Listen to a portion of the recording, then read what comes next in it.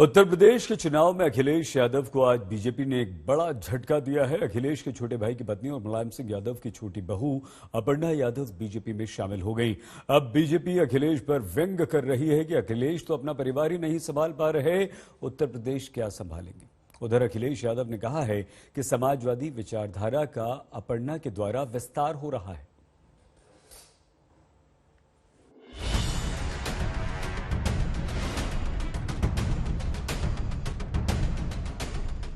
अटकलें तो सालों से जारी थीं, लेकिन एक झीना सा रिश्ता बना हुआ था।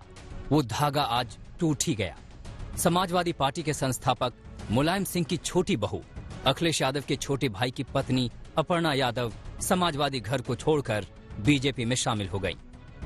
नेता मुलायम सिंह जी की बहू अपर्णा यादव आज भारतीय जनता पार्टी में शामिल हो रही हैं। मैं हृदय से स्वागत करता हूं। बीजेपी में शामिल होने के बाद अपने पहले संबोधन में अपर्णा ने कहा कि उनके लिए राष्ट्र धर्म सर्वोपरि है और अब वो राष्ट्र की आराधना के लिए निकल पड़ी हैं।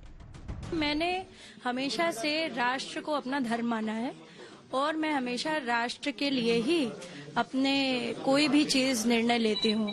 तो मुझे लगता है कि ये मेरी एक नई पारी है। मैं राष्ट्र आराधना के लिए निकली हूँ और बस मैं यही कहूंगी सभी से कि मैं आदरणीय प्रधानमंत्री जी और हमारे प्रदेश के मुख्यमंत्री जी से बहुत प्रभावित हूँ और उनकी जितनी भी नीतियां हैं महिलाओं के लिए, उनके स्वावलंबी जीवन के लिए, उनके स्वाभिमान की रक्षा के लिए, ये मुझे नैतिक रूप से बहुत भाती हैं। हाल के दिनों में स्वामी प्रसाद मौर्य, दारा सिंह चौहान समेत कई बड़े नेता बीजेपी का साथ छोड़कर समाजवादी पार्टी में शामिल हुए थे। इसे बीजेपी खेमे में भगदड़ की तरह देखा जा रहा था, लेकिन अपर्णा की बीजेपी में एंट्री अखिलेश के लिए किसी बड़े झटके से कम नहीं। बेशक अपर्णा राजनीतिक तौर पर दिग्गज नेता नहीं है, लेकिन अब बीजेपी को ये कहने का मौका मिल गया है कि अखिलेश अपना घर नहीं संभाल पाए। कि उत्तर प्रदेश के पूर्व मुख्यमंत्री और समाजवादी पार्टी के वर्तमान अध्यक्ष श्री अखिलेश यादव जी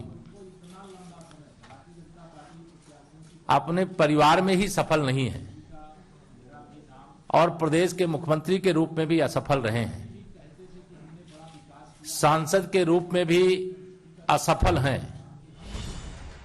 अटकलें थीं कि बीजेपी में अपर्णा यादव की एंट्री यूपी के सीएम योगी आदित्यनाथ और बीजेपी अध्यक्ष जेपी नड्डा की मौजूदगी में होगी, लेकिन दोनों कद्दावर नेता इस मौके पर नहीं थे।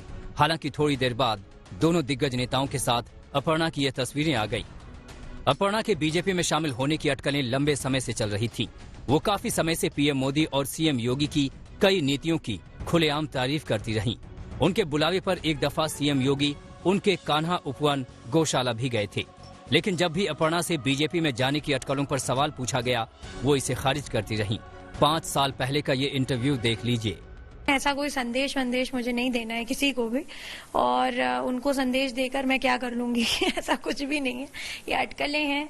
मुझे लगता है समय आदमी के सारे जवाब दे देता है और कुछ बातें, कुछ जवाब, कुछ सवाल जो है हमें उसके गर्भ में छोड़ देनी चाहिए। 5 साल पहले अपर्णा ने कहा था कि सिर्फ समय के पास ही इसका जवाब है, और आज ये जवाब मिल गया। मुलायम परिवार की छोटी बहू बीजेपी में शामिल हो चुकी हैं। सबसे पहले तो मैं बधाई दूंगा और शुभकामनाएं, और साथ ही साथ हमें खुशी इस बात की है कि समाजवादी विचारधारा का विस्तार हो रहा है। समाजवादी विचारधारा का विस्तार जो हो रहा है, मुझे उम्मीद है कि हमारी विचारधारा वहां भी पहुंच करके और संविधान और लोकतंत्र को बचाने का काम होगा। नेताजी ने बहुत कोशिश की समझाने की। अपर्णा की एंट्री बीजेपी के प्रचार और समाजवादी पार्टी पर हमले को नई धार देगा, लेकिन बीजेपी के लिए इससे एक असमंजस की स्थिति भी पैदा हुई है कि अपर्णा को कहां से चुनाव मैदान में उतारा जाए। अपर्णा यादव ने 2017 का विधानसभा चुनाव लखनऊ की कैंट सीट से लड़ा था। यहां उन्हें बीजेपी प्रत्याशी डॉक्टर रीता बहुगुणा जोशी से हार का सामना करना पड़ा था। रीता बहुगुणा जोशी अपने बेटे मयंक जोशी को कैंट सीट से उतारना चाहती है। उन्होंने साफ कह दिया है कि अगर बीजेपी एक परिवार एक टिकट का फैसला लेती है तो बेटे मयंक के लिए वो लोकसभा सीट से इस्तीफा देने को तैयार हैं। ऐसे में सवाल उठता है कि अपर्णा किस सीट से चुनाव लड़ेंगी। हिमांशु मिश्रा, लखनऊ, आज तक।